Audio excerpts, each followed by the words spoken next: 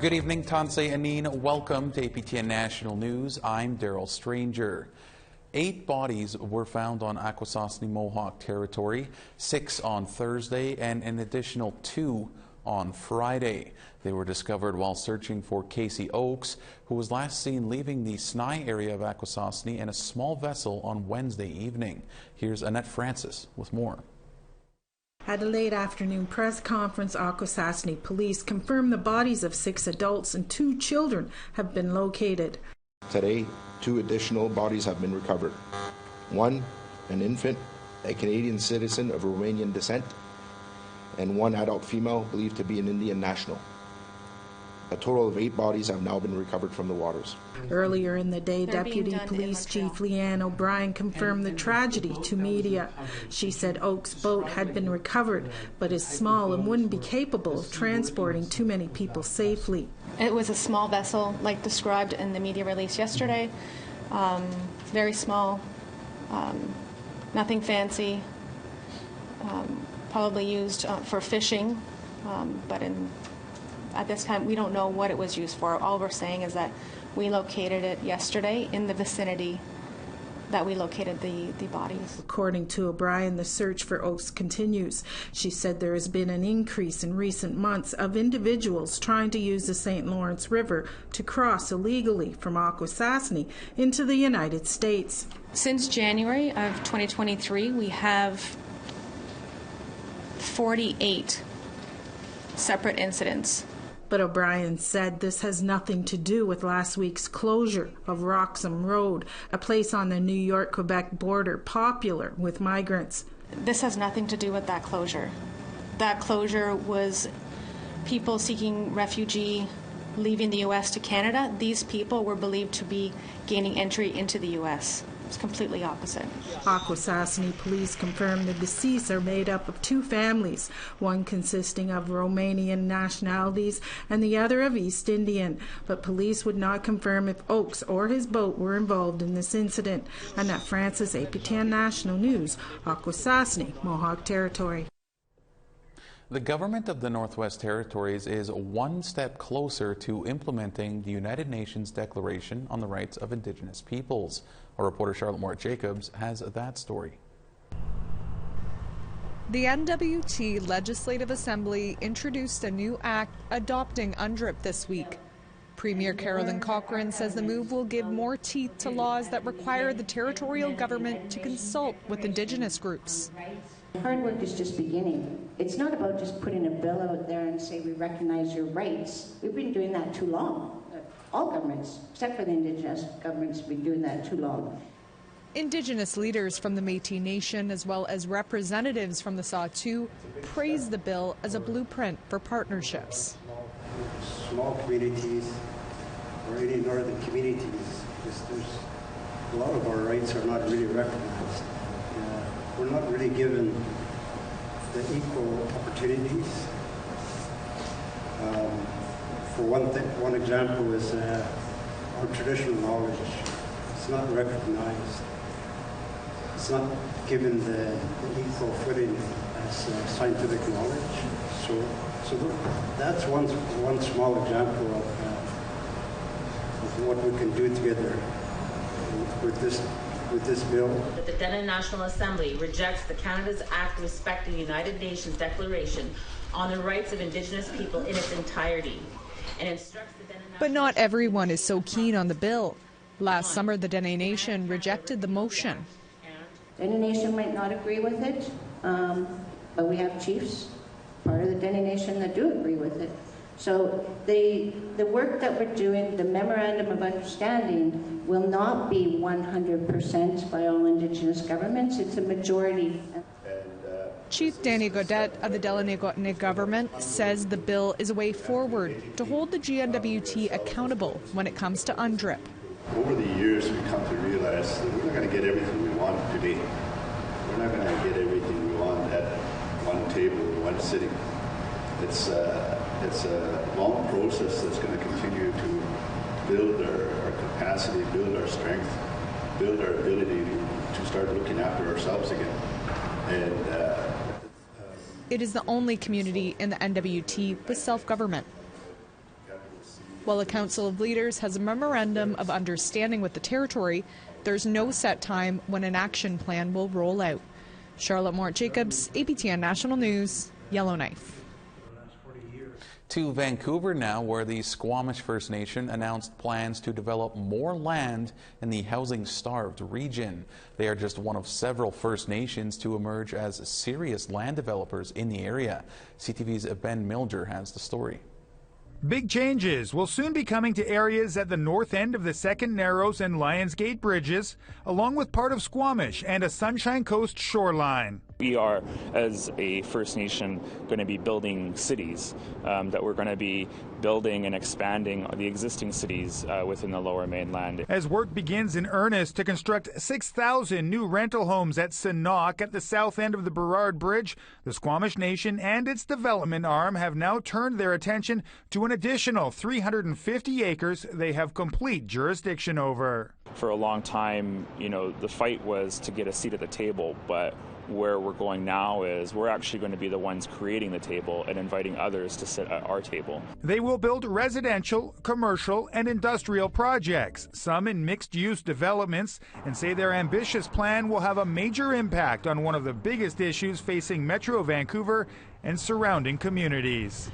We are keenly aware of the housing shortage and the crisis that's facing the Lower Mainland, and this forms part of the solution. So that it will be addressed as part of the work that we're going to undertake. Squamish Nation elected chairperson Kel Salem reflected on the colonialism that denied prosperity to the Squamish people beginning at the time of European contact. There's a history of where we've been and the things that have happened that really denied or delayed the success of our community and the challenges, the roadblocks that were put up, the injustices that happened that really set our people back. Over the next 12 months, the Development Corporation will conduct comprehensive land use plans for the sites, and in a year's time, the Squamish Nation will unveil its vision for reshaping large portions of the region and generating economic prosperity for future generations. Ben Milger, CTV News, Vancouver. We have to step aside for a moment, but still plenty more news to come in just a few minutes.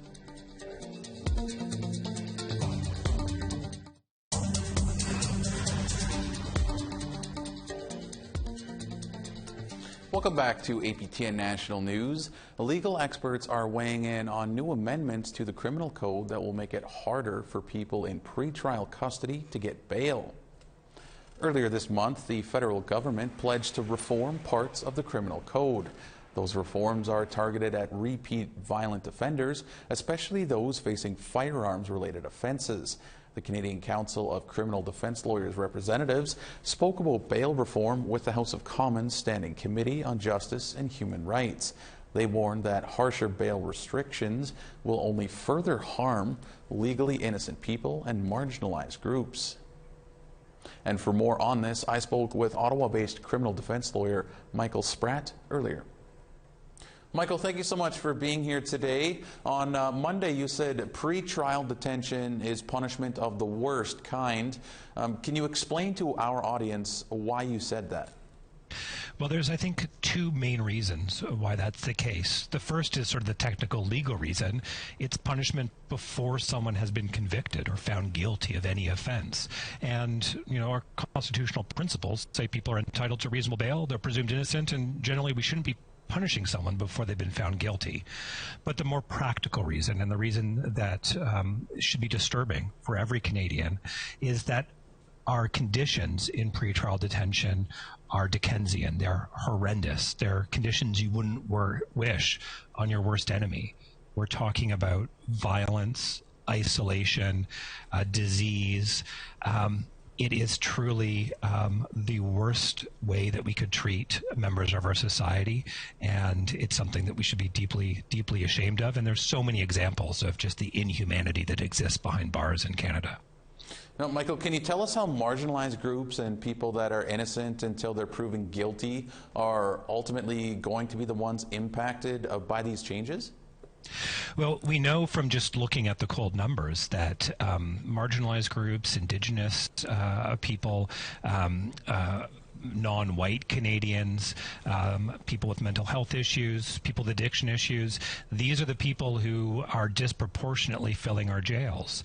And there's a number of reasons for that. We can look at the systemic racism and bias that we have in the system. We can look at sort of the colonial system that we've developed in the first place. But at a practical level, there is an advantage that you have when you are rich and privileged. When you are seeking bail, if you have money, if you have resources, if you have family connections, you can have people take time off of work to come to court to bail you out. You have the funds available to arrange private treatment or private counseling, and you have a life history that, you know, might be filled with clubs and activities and volunteer work in private schools, sort of the trappings of privilege that some people in our society have. On the other hand, if you're, you know, a working Canadian, someone who, you know, whose family can't take time off work to come over and over to court and experience those delays and miss their employment, if you haven't had that same privilege in your background, it can be harder to obtain bail, especially since behind bars, there is very little treatment. There is very little counseling. You are being warehoused. And so if you have the money and the resources and the influence to navigate the complicated rehabilitation system and arrange things privately that, you know, the government doesn't see fit to provide to even those who are behind bars, it just makes it easier to obtain bail in the first place. Well, the federal government says there's concerns of public safety and rising crime, which is why it's pushing these changes. What are your thoughts on that? Well, I think we need to take a step back and say, are those underlying facts true? There certainly has been you know, widely reported incidents of tragedy, police officers being killed on the job, you know, violence that we see in the communities. But when we take a step back and we look not just at isolated incidents and we look at sort of longer term trends, the incidence of officers being killed on duty is exactly the same. It's unchanged. There isn't an increase in these types of incidents. If we look at sort of violence in our communities, there might be a recent spike in some of that violence, but the long-term crime trends show that we have never actually been safer as a community. And if you actually want to look at the very short-term crime trends, we actually see some gun-related violence going down in some major centers. So we have to be really careful about how we play with the data, and we have to make sure that we do it from an intellectually honest starting point and not a point of, you know, posturing for political gain.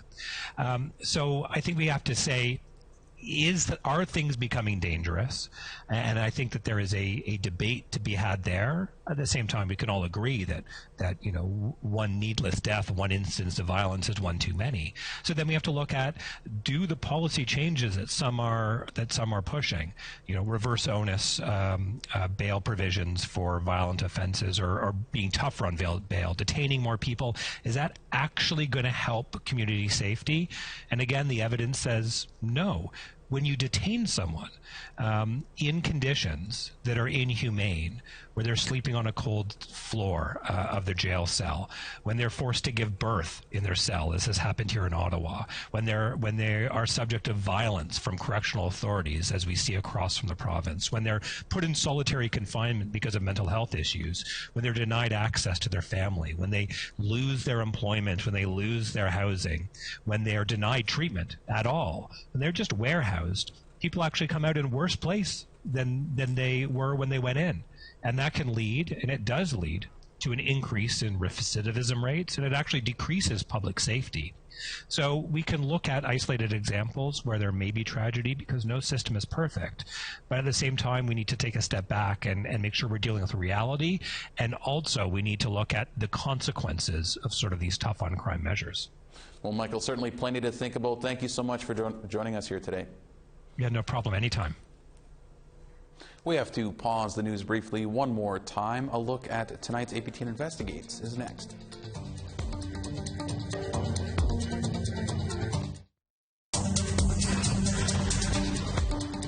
Welcome back. It's time now for our photo of the day.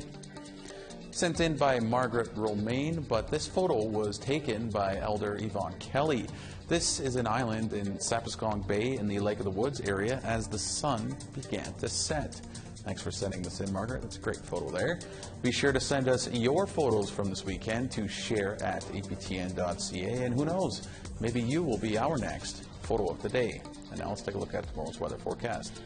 We start on the East Coast, 5 degrees in St. John's and 4 in Charlottetown. -7 in Coujawak and 5 degrees in Happy Valley, Goose Bay.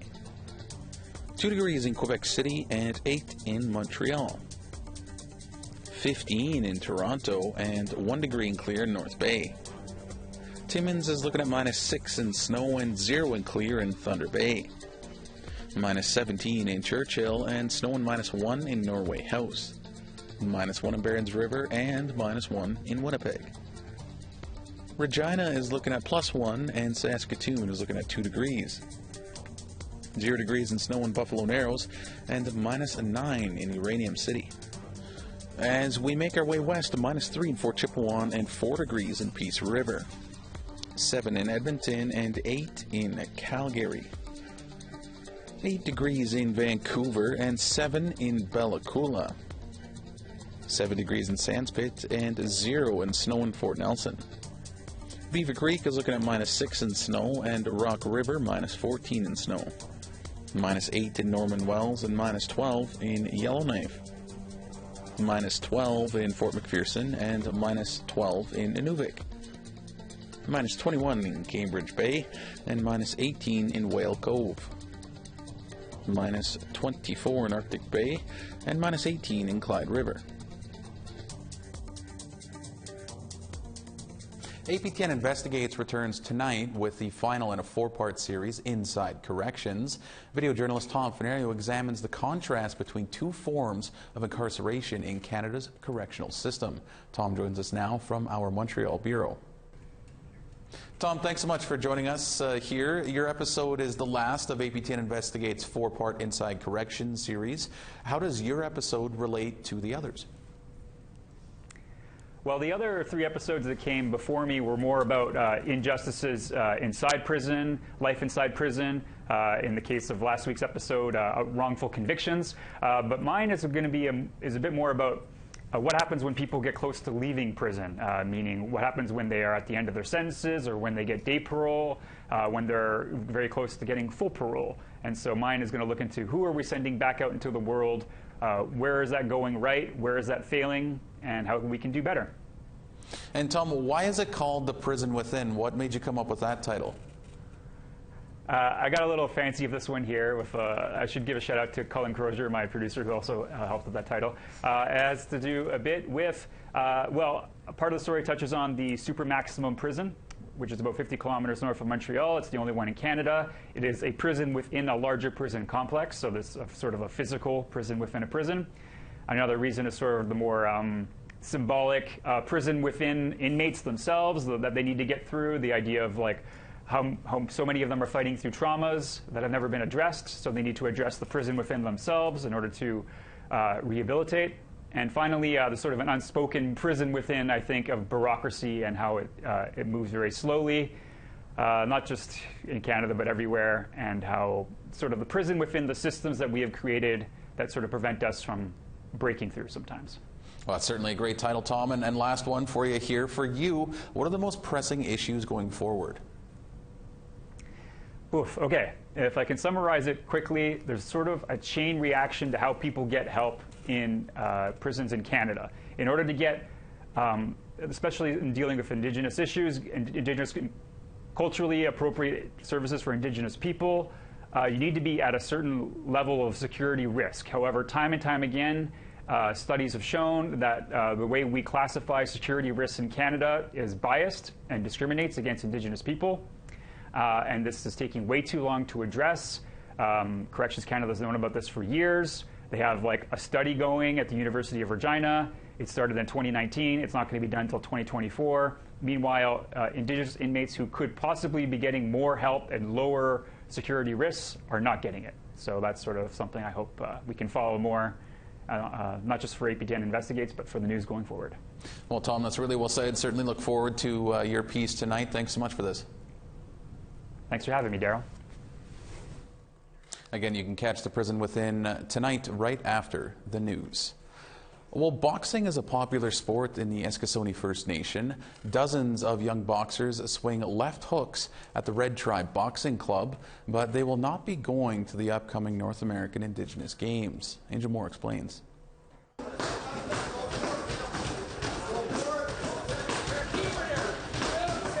Aliyah Young is 15 years old. She's been boxing for about 3 years, and it's good for her mental health. I love boxing because it gives me a good way of challenging my anger and sadness or anything, and the workout afterwards gives me a happy feeling. Exorian Marshall started when he was 14 years old. Now 18, he agrees boxing is good therapy. I was just like an overall bad kid, I'd say, and boxing saved me. This garage-type building in the Akwesasne First Nation houses the Red Tribe Boxing Club in Unamagi, Mi'kmaq for Cape Breton, about 360 kilometers northeast of Halifax. About 30 youth gather here to learn boxing, but they will not be taking part in the North American Indigenous Games. That's because NAG hasn't hosted boxing for almost 15 years. Red Tribe Boxing Club's head coach, Barry Bernard, is holding an event, also called a card, during NAG to prove there's interest in the sport. The first Aboriginal boxing card on July 19th in Halifax. It's going to be at the Halifax Forum. The building, multiple purpose building in Halifax Forum, yeah. So it's going to be on July 19th, and I hope I'm going to have about 15 bouts. So it's going to be in an open and novice division. Ivan Knockwood has been a coach for the last 10 years. He says boxing has become popular and should be included in NAG. There's a big increase in boxing throughout First Nations communities, like all over. When we go to other places, we connect with other First Nations people, and there's like more than enough talent to have it back into the games. NAG did not respond to APTN's interview request. Bernard hopes the Halifax card will prove there is enough interest in the sport. The last time they had boxing in NAG was about 20 years ago. Now I think it's about time to bring it back. And if you have enough clubs to put it together, enough coaches to put it together, it should be brought back to the Aboriginal Games. That's what I think. Marshall hoped to attend NAG, but will continue to compete. Now I just want to keep striving for greatness, and I hope my people keep doing that and having that mentality so they could keep striving with me. This July, over 5,000 athletes and coaches from over 750 Indigenous nations will compete at the North American Indigenous Games in Jabuktuk and Millbrook First Nation. Angel Moore, APTN National News, Akwesasne First Nation. All right, that's all we have for you this evening on APTN National News. Today is also National Indigenous Languages Day and International Transgender Day of Visibility, so certainly a couple of items to celebrate and raise awareness on today. For all of us here, I'm Daryl Stranger. Thank you so much for joining us. Miigwech, Kinanaskamitin. Have a great night.